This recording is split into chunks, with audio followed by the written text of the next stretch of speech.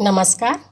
आज मैं आप लोगों के लिए गजेंद्र मोक्ष की कथा लेकर के आई हूँ। तो कथा सुनने से पहले अगर आप चैनल पे नए हैं तो हमारे इस चैनल को सब्सक्राइब करें।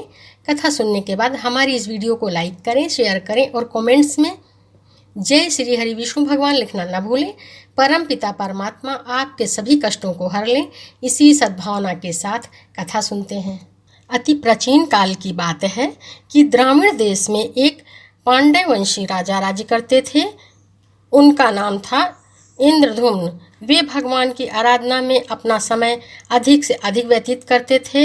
यद्यपि उनके राज्य में सर्वस्त्र सुख शांति थी, राजा प्रत्येक रीति से संतुष्ट थे। तथापि राजा इंद्रधुम्न अपना समय राज्यकार्य में कम ही दे पाते थे। वे कहते थे कि भगवान विष्णु ही मेरे राज्य की व्यवस्था करते हैं। अपने इष्ट परम प्रभु की उपासना में ही लगे रहते थे। राजा इंद्रधुम्न के मन में आराध्य की आराधना की लालसा दिन प्रतिदिन बढ़ती ही चली गई। इस कारण वह राज्य को त्याग कर मलय पर्वत पर रहने लगे। उनका वेश तपस्वियों जैसा हो गया। सिर के बाल बढ़कर जटा के रूप में हो गए। वे निरंतर परम ब्रह्मा परमात्मा की आराधना में तल्लीन रहने लगे। उनके मन और प्राण भी श्री हरि के चरण कमलों में मधुकर बने रहते थे।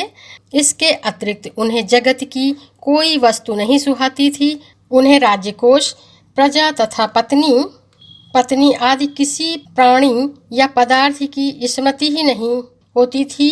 एक बार की बात है, राजा इंद्रधुम्न प्रतिदिन की भांति स्नादि से निवृत्त होकर सर्वसमर्थ प्रभु की उपासना में तल्लीन थे। उन्हें ब्रह्म जगत का तनिक भी ध्यान नहीं था। संयोगवश उसी समय महर्षि अगस्त्य अपने समस्त शिष्यों के साथ वहां पहुंच गए।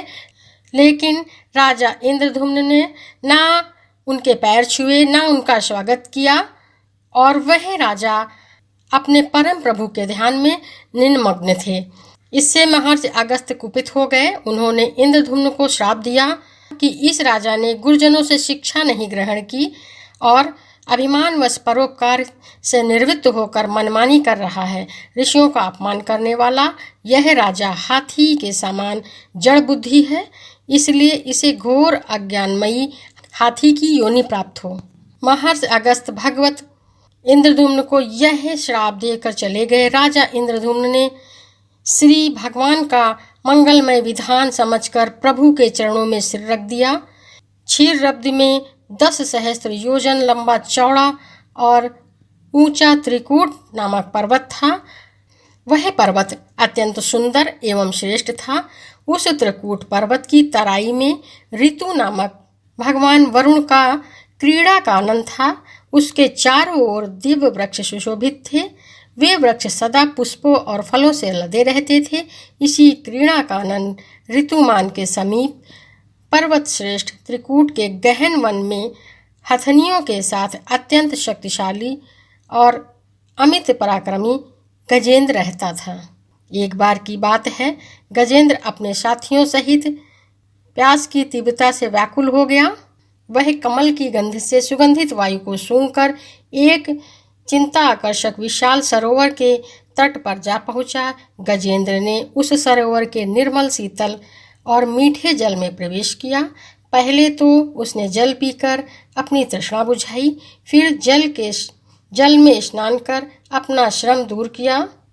तत्पश्चात उसने जल क्रीड़ा आरंभ कर दी। वह अपनी सूंड में जल भरकर उसकी फुहारों से हथनियों को स्नान कराने लगा। तभी अचानक गजेंद्र ने सूंड उठाकर चित्कार की।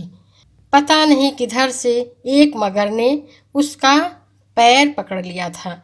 गजेंद्र ने अपना पैर छुड़ाने के लिए पूरी शक्ति लगाई, परंतु उसका वश नहीं चला, पैर नहीं छूटा। अपने स्वामी गजेंद्र को ग्रहग्रस्त देखकर हथनियाँ, कलह और अन्य गज अत्यंत व्याकुल हो गए। वे सूंड उठाकर चिंघाड़ने लगे और गजेंद्र को बचाने के लिए सरोवर के भीतर बाहर दौड़ने लगे। उन्होंने पूरी चेष्टा की लेकिन सफल नहीं हुए। वस्तुतः महर्षि अगस्त्य के श्राप से राजा इंद्रधुम्न ही गजेंद्र हो गए थे और गंधर्व श्रेष्ठ हूहू श्राप से ग्राह हो गए थे। वे भी अत्यंत पराक्रमी थे। संघर्ष चलता रहा। गजेंद्र स्वयं को बाहर खींचता रहा और ग्राह गजेंद्र को भीतर खींचता रहा। सरोवर का निर्मल जल गंदा हो गया। कमल दल छत विछत हो गए। जल जंतु व्याकुल हो उठे। गजेंद्र और ग्राह का संघर्ष 1 सहस्त्र वर्ष तक चलता रहा। दोनों जीवित रहे। यह दृश्य देखकर देवगण चकित हो गए। अतः गजेंद्र का शरीर शिथिल हो गया। उसके शरीर में शक्ति और मन में उत्साह नहीं रहा, परंतु जलचर होने के कारण ग्राह की शक्ति में कोई कमी नहीं आई। उसकी शक्ति बढ़ गई। वह नवीन उत्साह से अधिक शक्ति लगाकर गजेंद्र को खींचने लगा। असमर्थ गजेंद्र के प्राण संकट में पड़ गए। उसकी शक्ति और पराक्रम का अहंकार चूर चूर हो गया। वह पूर्णता निराश हो गया। किंतु पूर्व जन्म के निरंतर भगवत आराधना के फलस्वरूप उसे भगवत स्मृति आई।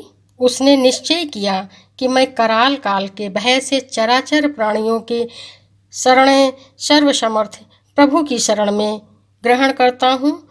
इस निश्चय के साथ गजेंद्र मन को एकाग्र कर पूर्व जन्म में सीखे श्रेष्ठ स्रोत द्वारा परम प्रभु की स्तुति करने लगा। गजेंद्र की स्तुति सुनकर सर्व परमात्मा सर्वदेव रूप भगवान विष्णु प्रकट हो गए। गजेंद्र को पीड़ित देखकर भगवान विष्णु गरुड़ पर आरूढ़ होकर अत्यंत शीघ्रता से उस सरोवर के तट पर पहुँचे। जब जीवन से निराश तथा पीड़ा से छटपटाते गजेंद्र ने हाथ में चक्र लिए गरुड़ारूढ़ भगवान विष्णु को तीव्रता से अपनी ओर आते हुए देखा, तो उसने कमल का एक सुंदर पुष्प अपनी सूंड में लेकर उठाया और बड़े कष्ट से कहा, हे नारायण, हे भगवान, मैं आपको नमस्कार करता हूँ। गजेंद्र की अत्यंत पीड़ा देखकर भगवान विष्णु गरुड़ की पीठ से कूद पड़े और गजेंद्र के साथ ग्राह को भी सरोवर से बाहर खींच लाए और तुरंत अपने तीक्ष्ण चक्र से ग्राह का मुंह फाड़कर गजेंद्र को मुक्त किया। ब्रह्मादि देवगण श्री हरि की प्रशंसा करते हुए उनके ऊपर फूलों की वर्षा करने लगे। सिद्ध और ऋषि महर्षि परब्रह्मा भगवान विष्णु का गुणगान करने लगे। ग्राह दिव्य शरीरधारी हो गया। उसने विष्णु के चरण में सिर रखकर प्रणाम किया और भगवान विष्णु के गुणों की प्रशंसा करने लगा। भगवान विष्णु के मंगलमय वरद हस्त के स्पर्श से पाप मुक्त हो गया। पाप मुक्त होकर अभिशप्त हूहू गंधर्व में प्रभु की परिक्रमा की और उनके त्रिलोक वंदित चरण कमलों में प्रणाम कर अपने लोक चला गया। भगवान विष्णु ने गजेंद्र का उद्धार कर उसे अपना पार्षद बना लिया। गंधर्व सिद्ध और देवगण उनकी लीला का गान करने लगे।